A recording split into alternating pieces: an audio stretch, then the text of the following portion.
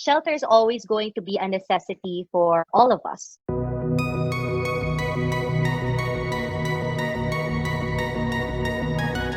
Is it safe to invest in property during COVID?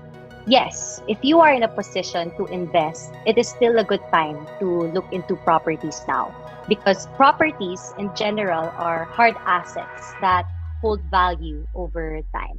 Unlike other assets that depreciate easily upon usage, real estate continues to hold value, whether it may be reselling, brand new, or used property. It's also one of the most stable form of investment that has a less volatile market. And to add to that, shelter is always going to be a necessity for all of us. So even in the middle of this pandemic, there's always going to be a demand for a home.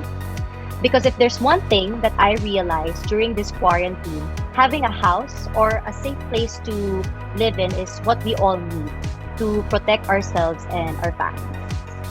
Generally speaking, I think the pandemic did not affect the price of properties, particularly in the company where I belong. Our prices has been the same prior to COVID up until now.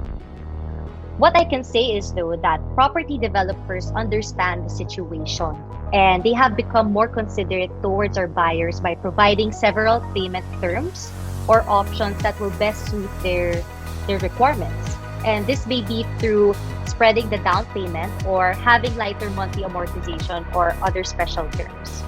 Another thing I'd like to highlight is my family's experience in buying and selling real estate. For the past decades, we have also invested in land and condo developments, some of which were Ayala, some were of different developers.